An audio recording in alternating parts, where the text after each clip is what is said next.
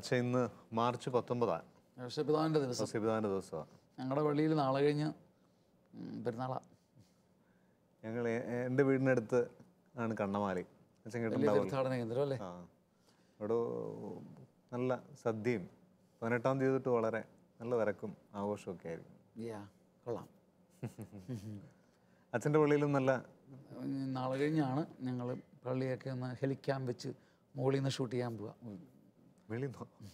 Helicam വെച്ചിട്ട് മരങ്ങളൊക്കെ മുടി വന്നല്ലേ ആ മരങ്ങളും കുളമല്ല ആണല്ലേ? നല്ലത്. അച്ഛ ഞാൻ അച്ഛൻ വന്നപ്പോൾ ഈ ചെരുപ്പല്ലായിരുന്നല്ലോ, ഇപ്പൊ വേറെ ചെരുപ്പ് അച്ഛൻ്റെ. മാറിപ്പോയതാണോ? ബോണി ഞാൻ കഴിക്കാനങ്ങാണ്ട് അവിടെ ചെന്നപ്പോഴത്തേക്ക് എന്തോ പറഞ്ഞപ്പോൾ കാല് നല്ല രസം തോന്നി, ഇട്ടപ്പോൾ നല്ല രസം, നല്ല സ്മൂത്തായിട്ട് തോന്നി, ഇട്ടിങ്ങായിട്ട് പോന്ന്. അതെ, ഞാൻ ആ എബിയോട് പറഞ്ഞ ഇതിൻ്റെ മുമ്പിൽ വല്ലോ ഒരു വല്ലോ പൂവെല്ലാം വെക്കാമെങ്കിൽ ഞാനിങ്ങനെ പെട്ടെന്ന് ഇങ്ങനെ പറഞ്ഞു പോയതാ കേട്ടോ. ഇത് ശരിക്കും മാറിയിട്ടതാ അല്ലേ? ശരിക്കും മാറിയതിനെ കളിയാക്കുകയാണ്. മാറിയിട്ട് ഞാൻ അറിയാതെ മാറിയിട്ടതാ. പക്ഷെ ഈ ചെരുപ്പ് നടന്നപ്പം എനിക്ക് എന്തോ ഒരു പൊക്കം കിട്ടിയ പോലെ, ഒരു സുഖം കിട്ടിയ പോലെ തോന്നിയപ്പോൾ ഞാൻ ആ ചെരുപ്പേ നോക്കിയില്ല, ഞാനങ്ങ് ഞെളിഞ്ഞ് നടന്നു പോകുന്നേ ഉള്ളൂ. ബോണി ഒരു കാര്യം ചെയ്യുക, ഒരു ഫ്ലവറോ വല്ലോ ഒന്നെടുത്ത് വെക്കുന്ന. ഞാൻ ചെരുപ്പ് മാറിയേക്കാം, ഞാൻ ചെരുപ്പ് മാറി.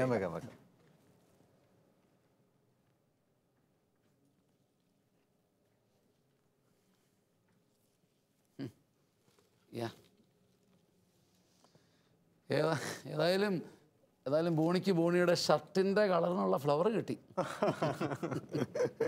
എനിക്ക് ഏറ്റവും ഇഷ്ടമുള്ള കളറാണ് പിങ്ക്. സ്നേഹത്തിൻ്റെ കളറാണ്. ഇനി പരാതി പറയില്ല, ഞാൻ എൻ്റെ സ്വന്തം ചെരുപ്പിലെത്തി.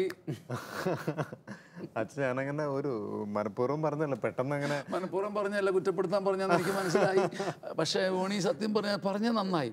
കാരണം ഒരു വിധത്തിലും അറിഞ്ഞോ അറിയാതെയോ ഒരു ഏച്ചുകെട്ടൽ നമുക്കില്ലാതിരുന്നാൽ, ശരിക്കും പറഞ്ഞാൽ ഇപ്പം എൻ്റെ ചെരുപ്പിൽ ഇച്ചിരി അഴുക്കൊക്കെ ഉണ്ടെങ്കിലും എനിക്ക് എൻ്റെ ചെരുപ്പിടുമ്പം ഞാൻ ആ തിരക്കിൻ്റെ ഇടയ്ക്ക് എനിക്ക് ഒരു സുഖം തോന്നി, നല്ല രസമായിട്ടൊക്കെ തോന്നി. പക്ഷേ it was A pseudo comfort, ഒരു കള്ളത്തരത്തിലുള്ള കംഫോർട്ടായിരുന്നു. എൻ്റെ യഥാർത്ഥ സന്തോഷം എൻ്റെ ചെരുപ്പയിലാണ്. ഏച്ചുകെട്ടലില്ലാതിരിക്കുക കഴിയുന്നിടത്തോളം. Like the white of the prism, which when face to face with the sun, refracting a rainbow of colors. ഒരു സ്ഫടിക പ്രിസം ഒരു വെള്ള രശ്മിയുടെ അടുത്തിരിക്കുമ്പം ഒന്നും മറയ്ക്കാനില്ല എന്ന് പറയുന്നത് പോലെ ഒരു ഹൃദയം നമുക്ക് വന്നാൽ നല്ലതാണ്. അപ്പം തന്നെ പറഞ്ഞാൽ നന്നായി, അല്ലെങ്കിൽ ഇവരിത് ഷൂട്ട് ചെയ്യുകയും ചെയ്തേനെ, ഞാനൊരു ഏച്ച് കെട്ടി കിടക്കുന്ന കാണുകയും ചെയ്തേനെ. ഇപ്പം ഏതായാലും പൂക്കൾ, ലില്ലിപ്പൂ അല്ലേ ഇത്? നമ്മുടെ നാട്ടിൽ ലില്ലിപ്പൂ എന്നല്ലേ ഇത് പറയുന്നത്? നമ്മുടെ നാട്ടിൽ ലില്ലി എന്ന് പറയുന്ന ഒരു ഫ്ലവർ, ആ ടൈപ്പ് ഒരു ഫ്ലവറായത്. ഇത് ഇതുപോലത്തെയാണ് അല്ലേ? ഇതുപോലത്തെ പൂവിനെയാണ് ലില്ലിപ്പൂ എന്ന് പറയുന്നത്. ഏതായാലും ഇതുപോലത്തെ ഒരു പൂവാണ് ഔസേപ്പിതാവ് കയ്യിൽ വെച്ചിരിക്കുന്നത്. ഔസേപ്പിതാവിനെ പറയുമ്പോൾ തന്നെ ലില്ലിപ്പൂവാണ് എല്ലാവരും പറയാറുള്ളത്. നല്ല ലില്ലിപ്പൂ അല്ലാതെ മറ്റൊന്നും പറയാം, അത്ര ശുദ്ധഹൃദയമല്ലേ. സഹനത്തിൽ താഴാതെ നിന്ന വിശുദ്ധനമാറിയ ഔസേപ്പിതാ, സഹനത്തിൽ വാടാതെ നിന്ന, ലില്ലിയല്ലേ അത്? സഹനത്തിൽ വാടാതെ നിന്ന വിശുദ്ധന മാറിയ ഔസേപ്പിതാ. അച്ഛനിപ്പോൾ നേരത്തെ ഏച്ചുകെട്ടലിൻ്റെ കാര്യം പറഞ്ഞപ്പോഴേ ഔസേപ്പിതാവിന് ഇത് ഒട്ടുമില്ലായിരുന്നു. ചിന്തേരും പുളിയും കൊട്ടുപടിയും ദൈവപുത്രൻ്റെ വളർത്തുപിതാവേ, ചിന്തയിലിട്ട ആ ജീവിതം, ചിന്തേര് വിട്ട് തേച്ചും മിനുക്കി മറിയത്തിൻ്റെ ഒരു പാദസേവകനെ പോലെ നിന്നു കൊടുത്ത ഒരു പരമോന്നത ജന്മം. ശരിക്കും ആ മനുഷ്യ മനസ്സിൻ്റെ ഉള്ള ആരറിഞ്ഞിട്ടുണ്ട്? ശരിയാണ്. അധികമൊന്നും ബൈബിളിലും ഇല്ല അല്ലേ? നീതിമാൻ നീതിമാനെന്ന് മാത്രമേ ഉള്ളൂ. നമ്മളിങ്ങനെ ഔസേപ്പിതാവിനെ കുറിച്ച് ഓർക്കുമ്പോൾ ഒത്തിരിയാണ് ഓർക്കേണ്ടതായും ഇരിക്കുന്നു. സിറോ മലബാർ സഭ പോലും ആ ഒരു തിരിഞ്ഞു നോട്ടത്തിലാണ് കുർബാനയ്ക്കിടയിൽ ഇപ്പോൾ പുതിയതായിട്ട് അല്ലേ ദൈവാംബികയെയും മാറിയൗസേപ്പിനെയും ഒരേപോലെ ഓർക്കാതിരിക്കാൻ പറ്റില്ല ബോണി. അതെന്നാന്ന് വെച്ച് കഴിഞ്ഞാലേ, ബോണി ഇപ്പോൾ എന്നോട് ഒരാൾ പറഞ്ഞു, അച്ഛാ ഞാൻ കല്യാണം കഴിക്കാൻ പോവാണ്. നമ്മളോട് സംസാരിച്ചാലും തോന്നുന്നത് നേരത്തെ സംസാരിച്ച എൻ്റെ അമേരിക്കയിലെ ബിസിനസ് നടത്താൻ ഞാൻ വിവാഹം കഴിക്കാൻ പോവാണ്. അമേരിക്കയിലെ ബിസിനസ് നടത്താൻ ഒരാളെ വേണം. ആ രാത്രിയിൽ തന്നെ ഇവൾ തളർന്നു പോയി കഴിഞ്ഞാൽ ഈ അമേരിക്കയിൽ ബിസിനസ് അവിടെ കിടക്കുന്നു, എൻ്റെ ജീവിതം കിടക്കുന്നു. ഈ മനുഷ്യൻ്റെ ആശകളും പ്രതീക്ഷകളും ഒന്നും ആ രാത്രി കൊണ്ട് വാർന്നു പോകുന്നില്ലല്ലോ, തളർന്നു പോകുന്നില്ലല്ലോ. ജീവിതം മുഴുവൻ ഒരു നെരിപ്പോടായി സഹിക്കുക. മറിയത്തോടെ ഒരു വിധത്തിൽ നമ്മുടെ സ്വന്തം അമ്മ, നമ്മുടെ അമ്മ മറിയത്തിന് ദൈവം നേരിട്ട് കൈ ലൈറ്റൊക്കെ വരുന്നത് പോലെ നേരിട്ട് ദൈവത്തിൻ്റെ ഒരു പ്രവൃത്തി ഉണ്ടായതായിട്ടാണ് ബൈബിളിൽ കിടക്കുന്നത്. മാതാവിന് നേരിട്ട് സ്വർഗത്തിൽ നിന്ന് ദൈവദൂതൻ വന്ന് പറഞ്ഞു, അങ്ങനെ ഒരു ഉറപ്പുണ്ടായിരുന്നു മാതാവ് അല്ലേ? Surety to lead her life അല്ലേ? ഇല്ല, ശരിയല്ലേ ബോണി? ശരിയാ. പക്ഷേ യൗസേപ്പിതാവിന് എന്നാ ഉള്ളത്? സ്വപ്നത്തിലോ മറ്റോ കിട്ടിയ ഒരു ഉറപ്പാണ്. ഞാൻ ചോദിച്ചോട്ടെ, ബോണി ഇന്ന് എറണാകുളത്ത് ചെല്ലുമ്പോൾ ഞാൻ 1 കോടി രൂപ തരാമെന്ന് ഞാൻ നേരിട്ട് പറയുക, തരുമോ അച്ഛാ? തരും. ബോണി അവിടെ ചെന്നിട്ട് പെരുവണ്ണാമൊഴി ചെല്ലുമ്പോൾ വിളിക്കുക, അച്ഛൻ ചുമ്മാ വല്ലതും പറഞ്ഞാണോ? നേരിട്ട് പറഞ്ഞാൽ പോലും ഉറപ്പില്ല പല കാര്യങ്ങൾ. അപ്പോൾ പിന്നെ സ്വപ്നത്തിൽ കേട്ടു എന്ന് പറയുമ്പോൾ സ്വപ്നത്തിൽ പോലും ധ്യാനിച്ച ഈ മനുഷ്യനെ നാം എന്തിനോട് ഭൂമിക്കും? സ്വപ്നങ്ങളെ അങ്ങ് നിറഞ്ഞ മനസ്സോടെ സ്വീകരിക്കുകയായിരുന്നു. സ്വപ്നത്തിൽ അത് കിട്ടി എന്ന് പറയുമ്പം ഉറങ്ങാൻ കിടന്നപ്പോഴും എന്തായിരിക്കും ചിന്തിച്ചിരിക്കുന്ന? ദൈവമേ, ഞാൻ എന്ത് ചെയ്യണം? കർത്താവെ, ഞാൻ ചെയ്യുന്ന തെറ്റാണോ? മറിയത്തെ ഞാൻ ഉപേക്ഷിക്കണം? എൻ്റെ കർത്താവെ, എൻ്റെ ആബാ പിതാവെ സ്തുതി, യഹോവയെ കർത്താവെ, ഞാൻ എന്നാ ചെയ്യണം? ഈ ചോദ്യത്തിൻ്റെ ഒരു സൈക്കോളജിക്കൽ എവല്യൂഷൻ കൂടിയാണല്ലോ ആ ദൈവിക സ്വപ്നം. ഈ നിദ്രയിലുള്ള അന്വേഷണത്തിന് ദൈവം നിദ്രയിലൂടെ കൊടുക്കുന്ന ഉത്തരമാണ് സ്വപ്നത്തിലൂടെയുള്ള ഷുവർട്ടി ഉത്തരം. അതിന് വെറും സ്വപ്നമല്ലേ എന്ന് ഓർത്തിരിക്കാതെ ദൈവത്തിൻ്റെ ഉത്തരമാക്കി എടുത്ത്, അതും എത്രയോ വേദന ഉളവാക്കുന്ന കാര്യങ്ങളാണ്. ഇപ്പം നേരത്തെ അച്ഛൻ അമേരിക്കയിലെ എൻ്റെ ഒരു വിവാഹം കഴിക്കാൻ തീരുമാനിക്കുന്നു, അമേരിക്കയിലെ ബിസിനസ്, അങ്ങനെ ഒരു കാര്യം പറഞ്ഞല്ലോ. ഔസേപ്പിതാവും വിവാഹ ജീവിത വിളി സ്വീകരിച്ച ആളാണല്ലോ. അദ്ദേഹം കുടുംബജീവിതത്തിന് വേണ്ടി മാത്രം കുടുംബജീവിതം സ്വീകരിച്ചിരിക്കുന്ന ആളാണ്. കുടുംബജീവിതം ആ സ്വപ്നം കണ്ടിരിക്കുന്നത്. പക്ഷേ ദൈവം വിരക്തി ഈ മനുഷ്യന് ഒരു വിധത്തിൽ കൊടുക്കുകയാണ്, ഏൽപ്പിക്കപ്പെടുകയാണ്. യോസേപ്പിതാവ് തിരഞ്ഞെടുക്കുകയല്ല വിരക്തി. അതൊരു പ്രത്യേക അല്ലേ, അത് എടുത്തു പറയേണ്ട ഒരു കാര്യമായിട്ട് എനിക്ക് തോന്നണം അച്ഛാ, അല്ലേ?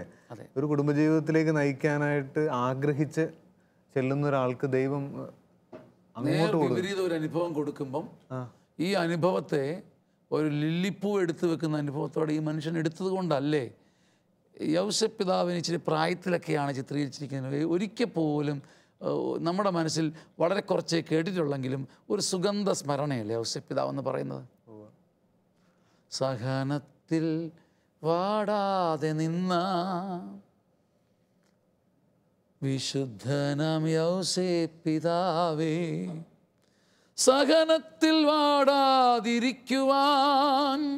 ഞാൻ ചുമ്മാ എഴുതിയൊരു പാട്ടാണ്, എബി അത് ഇഷ്ടപ്പെട്ടെന്ന് പറഞ്ഞ് എടുത്താ. സദയം നീ പ്രാർത്ഥിച്ചിടേണേ, വലിയ പാട്ടൊന്നുമില്ല. സഹനങ്ങൾ സ്വർഗീയമാക്കാൻ എന്നും നീ പ്രാർത്ഥിക്കണേ. ഞാൻ ഇടയ്ക്കിടയ്ക്ക് നോക്കുന്നതിൻ്റെ കാര്യം എനിക്ക് വളരെ നിസ്സാരമായിട്ട് എഴുതി വെച്ചിട്ട് ഞാൻ മറന്നുപോയൊരു പാട്ടാണിത്. അതുകൊണ്ടാണ് ഇങ്ങനെ നോക്കി പാടുന്നത് എൻ്റെ മനസ്സിൽ. അച്ഛൻ നോക്കുന്നതുകൊണ്ട് ഒരു കുഴപ്പമില്ല അച്ഛാ. അത് ഞാൻ പറഞ്ഞത് എനിക്കൊരിക്കലും എൻ്റെ ഹൃദയത്തിൽ പോലും തൊടഞ്ഞൊരു പാട്ടാണ്. ഇപ്പം നമ്മളിന്ന് പറയുന്നത് ഞാൻ പറയാം, അവിടെ ഉള്ളത് പറയാം. പക്ഷെ ഔസേപിതാവിനെ കുറിച്ച് പറയുമ്പോൾ ഹൃദയത്തിൽ തൊട്ടുപോകും. അനിൽ ആരാണ്ടൊരു കൊച്ചു പാടിയപ്പോളേ സഹനങ്ങൾ സ്വർഗീയമാക്കാൻ മാക്കാൻ എന്ന് പറഞ്ഞിട്ട് ആരാണ്ട് എന്നെ കളിയാക്കി മാക്കാൻ മാക്കാൻ. അതുകൊണ്ട് എനിക്ക് പിന്നെ അത് സഹനങ്ങൾ സ്വർഗീയമാക്കാൻ സോഫ്റ്റായിട്ട് പാടിയാൽ മതി. നമ്മുടെ ഗാനശുശ്രൂഷയിലൊക്കെ നമ്മൾ ശ്രദ്ധിക്കേണ്ട കാര്യമുണ്ടേ. ഒരു പാട്ട് എത്തിപ്പെടണമെങ്കിൽ നമ്മളത് സഹനങ്ങൾ സ്വർഗീയമാക്കാൻ മാക്കാൻ എന്ന് പറയുന്നത് പണ്ട് ഞങ്ങളെ മാക്കാൻ വരുന്നു മാക്കാൻ പറഞ്ഞ് പേടിപ്പിക്കുക ഞാൻ പറഞ്ഞതേ. അതുകൊണ്ട് ഞാൻ ഈ പാട്ട് തൊടത്തില്ലായിരുന്നു.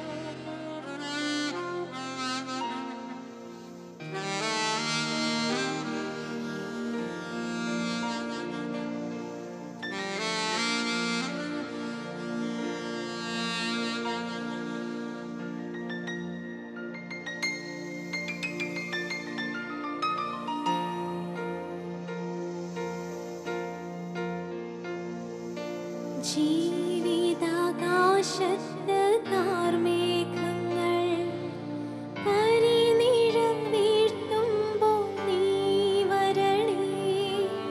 ജീവിതാകാശത്ത് കാർമേഘങ്ങൾ കരിനിഴൽ വീഴ്ത്തുമ്പോൾ നീ വരണേ. കണ്ണീരുമായ്ക്കുവാൻ ഈശോയോട് കൈകൾ കൂപ്പി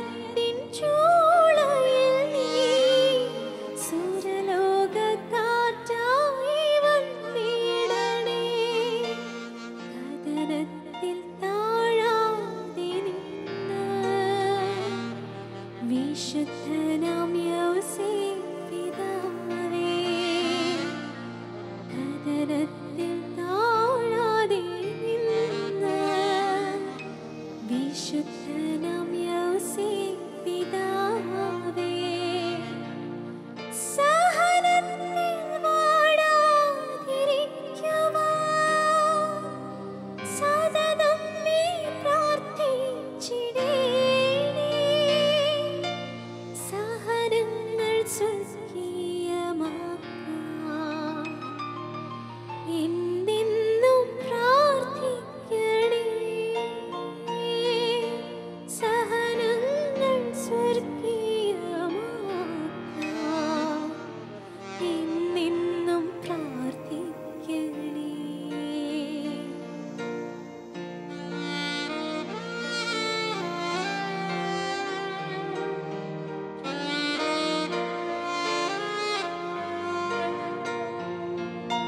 കഥനത്തിൽ താഴാതെ നിന്ന് വിശുദ്ധനാം യോസേപ്പ് പിതാവേ,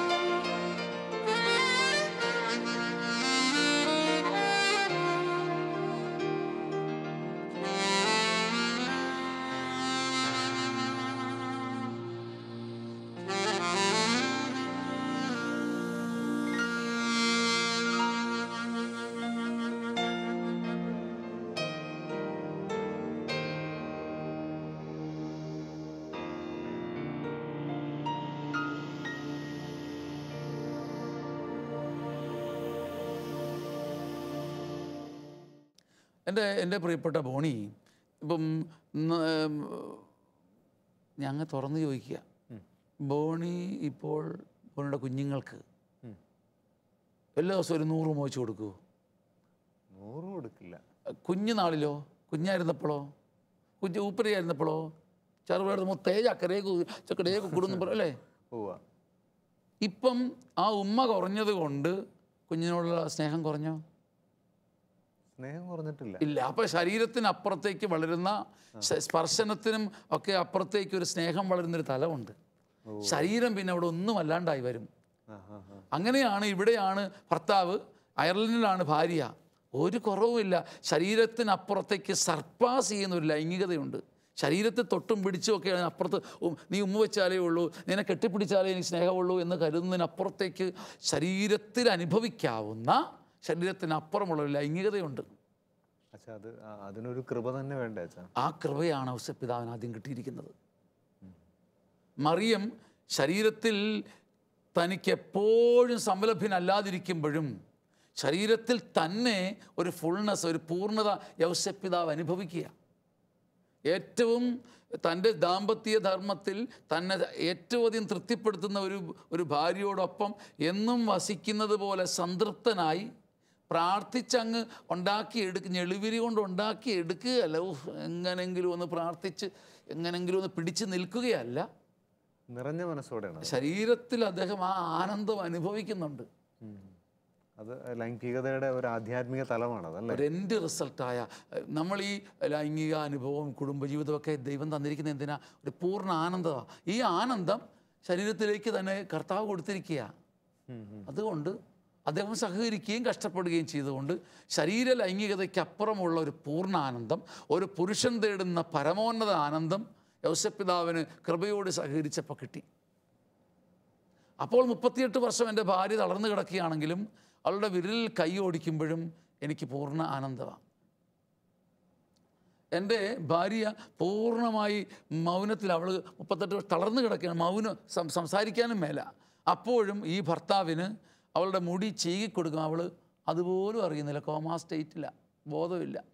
പക്ഷേ മുടി ചീകിക്കൊടുക്കുമ്പോൾ ഈ ഭർത്താവിന് ദൈവം ദാമ്പത്യത്തിൻ്റെ പൂർണ്ണ ആനന്ദം കൊടുക്കുക. യൗസേപ്പ് പിതാവ് ലില്ലിപ്പൂവാകുന്ന അങ്ങനെയാണ്.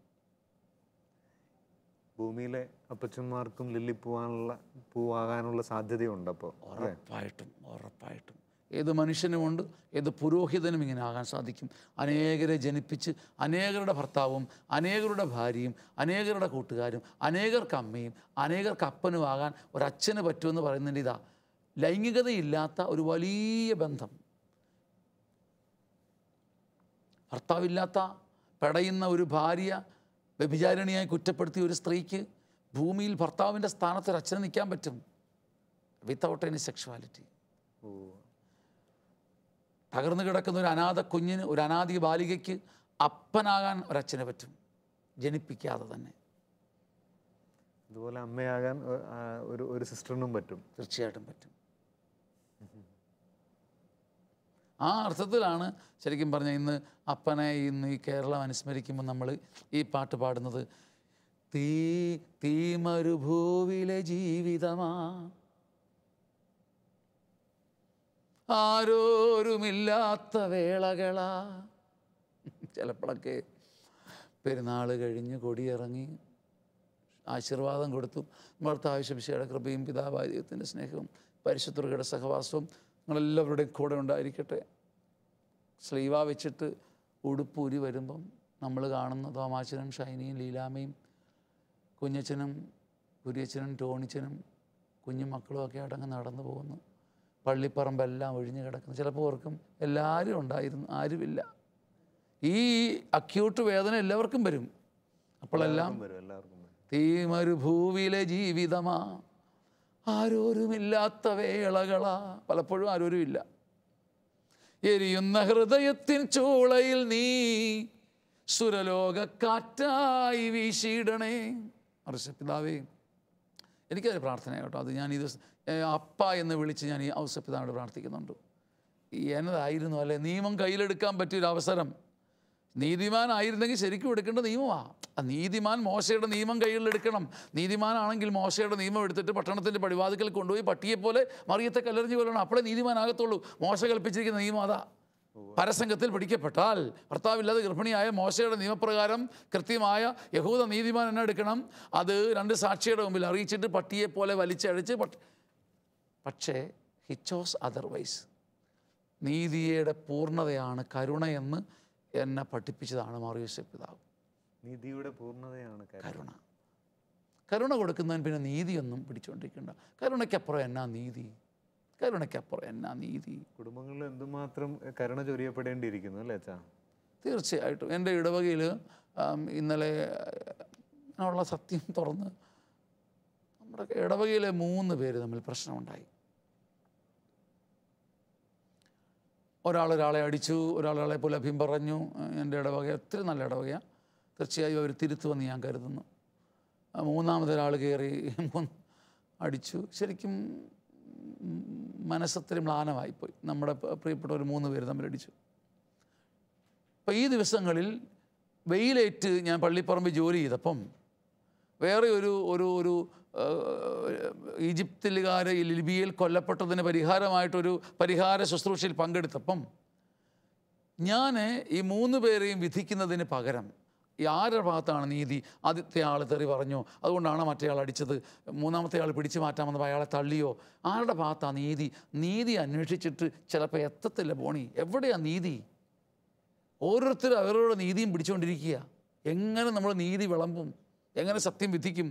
അതിന് പകരം ഞാൻ ചെയ്ത ഇതാണ്. കർത്താവേ, 3ാമതൊരാൾ അടിച്ചെങ്കിൽ, ആദ്യം പുലഭ്യം പറഞ്ഞെങ്കിൽ, കേട്ടു നിന്നയാൾ അടിച്ചെങ്കിൽ, ഏതായാലും നിൻ്റെ 3 മക്കളെ, എൻ്റെ ഇടവകയിലെ 3 മക്കൾ, എനിക്ക് ABC 3 പേരും തുല്യരാണ്. പക്ഷെ എൻ്റെ ഹൃദയം പടയ്ക്കുന്നു. ഞാൻ വെയിലേറ്റിട്ട് ഒരു പരിഹാര ശുശ്രൂഷയിൽ പങ്കെടുത്തിട്ട് ഞാൻ കരുണ ഇവർക്ക് വേണ്ടി യാചിച്ചു. കർത്താവെ, കരുണ കൊണ്ട് പൊതിയണമേ. ശരിക്കും കരുണ കൊണ്ട് പൊതിയുമ്പം നീതിയും അനീതിയും തമ്മിൽ നമുക്ക് വേർതിരിക്കാൻ പറ്റും. കരുണയുടെ അതുകൊണ്ടാണ് കർത്താവ് പറഞ്ഞത്, നിൻ്റെ ശത്രുവിൻ്റെ തലയിൽ നീ ക്ഷമിക്കുമ്പം അവനൊരു തീക്കനൽ കിട്ടും. കാരണം നമ്മൾ ഈ കരുണയിട്ട് അങ്ങോട്ട് മൂടിക്കഴിയുമ്പം ഈ കരുണയുമായിട്ട് ഈ അനീതി ചേർന്ന് പോകത്തില്ല. അതവിടെ നമ്മുടെ പൊട്ടി ഇങ്ങോട്ട് പുറത്തേക്ക് വരും. അപ്പോഴാണ് തീക്കനൽ പോലെ ആയിരിക്കുന്ന അനുഭവം. അപ്പോൾ അവന് ശിക്ഷ കിട്ടേണ്ടവന് അവന് തന്നെ ഒരു തീക്കനൽ കിട്ടിക്കോളും. നമ്മൾ കൊടുക്കണ്ട, വാങ്ങണ്ട. നമ്മുടെ കരുണ കൊണ്ട് മൂടിക്കഴിയുമ്പോൾ. അതുകൊണ്ടാണ് ബോണി ഈ ചെരുപ്പ് മാറിയെങ്കിലും ഞാൻ അവർക്കൊരു പാദരക്ഷ സമാധാനത്തിൻ്റെ സുവിശേഷത്തിന് എഫെസൂസ് ലേഖനം 6-ാം അധ്യായം എഫെസൂസ് 6 എഫെസൂസ് 6 13 ഒരു സെക്കൻഡ് അച്ഛാ 15 6:15 എഫെസൂസ് 6:15 എഫെസൂസ് 6:15 6:15 സമാധാനത്തിന്റെ സുവിശേഷത്തിനുള്ള ഒരുക്കമാകുന്ന പാദരക്ഷകൾ ധരിക്കുവിൻ. സമാധാനത്തിൻ്റെ സുവിശേഷം, കരുണയുടെ സുവിശേഷം പറയാനുള്ള ഒരു ചെരുപ്പ് നമുക്ക് വേണം. എന്ന് വെച്ച് കഴിഞ്ഞാൽ ബോണി എന്നെ ചാട്ടക്കയറ്റി, അച്ഛൻ എന്നാ പറയും കൊണ്ട് 2 പറ, അച്ഛൻ ഇത്രയും കൈകൾ ചെയ്തിട്ട് അങ്ങനെ തൂങ്ങിക്കൊടുക്കേണ്ട 2 പറയച്ച എന്നൊക്കെ പറയുമ്പോൾ ഞാൻ സമാധാനത്തിൻ്റെ സുവിശേഷത്തിൻ്റെ പാദരക്ഷയിൽ നിന്ന് മാറ്റി വേറൊരു പാദരക്ഷ ഇടല്ലേ. വേറൊരു പാദരക്ഷ ഇപ്പം ബോണി പറഞ്ഞപ്പോഴേ ഈ ചെരുപ്പ് സമാധാനത്തിൻ്റെ സുവിശേഷത്തിൻ്റെ ഒരുക്കമായ ഈ പാദരക്ഷ മാറ്റിയിട്ട് എന്നെ ഒരു കറുത്ത പാദരക്ഷ ഒരു പകയും വെറുപ്പുമൊക്കെ ബോണി പറഞ്ഞതിനെ പ്രതി എടുക്കില്ലേ. ഞാൻ സമാധാനത്തിൻ്റെ ഒരുക്കമായ പാദരക്ഷ അതാണ് ദൈവം അണിയിച്ചിരിക്കുന്നത്. അത് തന്നെ അണിയണം. വളരെ സന്തോഷമുണ്ട് അച്ഛൻ. ഞാൻ തമാശയ്ക്ക് പറഞ്ഞു തുടങ്ങിയാണ്, അച്ഛൻ കൃത്യമായിട്ട് ഒരു ദൈവവചനത്തിലേക്കും സുന്ദരമായ ഒരു മെസ്സേജിലേക്കും കൊണ്ടെത്തി. അങ്ങനെ പറഞ്ഞുകൊണ്ട് വന്നതാണ് ഞാൻ. അങ്ങനെ പറഞ്ഞു ഔസേപ്പിതാവ് ആ കരുണയിട്ട് ചുണ്ടെ കൊളുത്തുന്നത് പോലെ അനീതി എടുത്ത് മാറ്റി. അങ്ങനെ കരുണയിട്ട് കൊടുക്കുമ്പം അനീതി കൊത്തും, കരുണയിട്ട് കൊടുക്കുക അനീതി കൊത്തും. പകയിട്ട് കൊടുത്താൽ അനീതി കൊത്തത്തില്ല. ഞാൻ ചോദിക്കട്ടെ, ഞാൻ എലിപ്പത്ത ഹലോ നാട്ടിലെ പ്രധാനപ്പെട്ട എലികളെ, മൂഷികന്മാരെ, ഞാൻ ഇന്ന് രാത്രി എലിപ്പത്താലം വെക്കുകയാണ്, അതിനകത്ത് ഞാനൊരു മീൻ തല വയ്ക്കുന്നുണ്ട് എന്നൊക്കെ പരസ്യം അടിച്ച് പോസ്റ്റർ അടിച്ച് എലി വന്ന് വീഴുമോ? ഇല്ല. അപ്പം കെണി വെക്കുന്നത്, ആ കെണി കൊണ്ട് കെണി വെക്കാൻ പറ്റില്ല. കെണി എപ്പോഴും മറ്റൊന്നായിരിക്കണം. അപ്പോൾ എന്താണ്, കരുണ കൊണ്ട് കൃപയുടെ കെണി വെക്കണം. അപ്പോൾ അനീതി വന്ന് കുടുങ്ങും. നല്ല ഉദാഹരണം വെച്ചാൽ കുടുംബങ്ങളിലെല്ലാവർക്കും ഇതൊരു, അല്ലാതെ പക കൊണ്ട് നേരിട്ട് പറ്റില്ല. അതുകൊണ്ട് ഔസേപ്പിതാവിനെ ഇന്ന് ശരിക്കും മാർച്ച് 19 നമ്മൾ അഭിമാനത്തോടെ ഈ സുന്ദര ലില്ലി പുഷ്പത്തെ എല്ലാവരുടെയും കയ്യിലേക്ക് കൊടുക്കുകയാണ്. നിങ്ങൾ കരുണ, ഔസേപ്പിതാവിനെ പോലെ കരുണ കൊണ്ട് വീട്ടിലെ പ്രശ്നങ്ങളെ കൊടുക്കുക. അയൽക്കാരന് അതിർത്തി മാന്തുന്നു, നിങ്ങൾ 10 തെറി പുതിയത് പഠിക്കാതെ കരുണ കൊണ്ടൊരു വേലി ഉണ്ടാക്കി നോക്കിക്കുക. കുടുങ്ങുമെന്ന് നോക്കിക്കേ, അത് പരിശോധിച്ച് നോക്കേ. അപ്പുറത്തെ വീട്ടുകാർ നിങ്ങളെ പള്ളു പറയുന്നു, നിങ്ങൾ അതിന് പകരം പള്ളിപ്പൊതുയോഗത്തിൽ വലിയ ചരട് വലി നടത്തി അവനെ പുറത്താക്കാതെ കരുണ കൊണ്ടൊരു പുതപ്പിട്ട് കൊടുക്കുക. കരുണ ഇട്ട് കൊടുക്കണം, തനിയെ കുടുങ്ങും, തനിയെ അടങ്ങും. ഉറപ്പാണിത്. അച്ഛാ, ഔസേപ്പിതാവിനെ കുറിച്ച് ഒത്തിരി നമ്മൾ പറഞ്ഞല്ലോ. അച്ഛൻ്റെ പാട്ടിൻ്റെ വരികൾ തന്നെ പാടിയ ഒരു പ്രാർത്ഥനയാക്കി, നല്ലൊരു പ്രാർത്ഥനാ ഗാനമല്ലേ? അന്ന് ഒരുമിച്ച് പാടാമെന്ന്. ഞാൻ ഈ സമയം കൊണ്ട് ഇത് ബോണി കേട്ടിട്ടുള്ള പാട്ടാണെന്ന് എനിക്ക് തോന്നുന്നില്ല. നമുക്ക് ഒരുമിച്ചൊക്കെ പാടാവുന്നേ ഉള്ളൂ. സഹകഥനത്തിൽ താഴാതെ നിന്ന വിശുദ്ധനാം യൗസേപ്പിതാവേ. എന്നിട്ട് പാടിയല്ലോ, പാടിയാട്ടെ. കഥനത്തിൽ താഴാതെ നിന്ന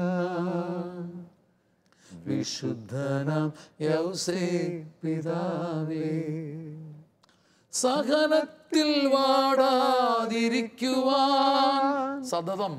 സതതം നീ പ്രാർത്ഥിച്ചിടേണേ. സഹനങ്ങൾ സ്വർഗീയമാക്കാൻ എന്നെന്നും പ്രാർത്ഥിക്കണേ. സഹനങ്ങൾ സ്വർഗീയമാക്കുവാൻ അപ്പാ നീ പ്രാർത്ഥിക്കണേ.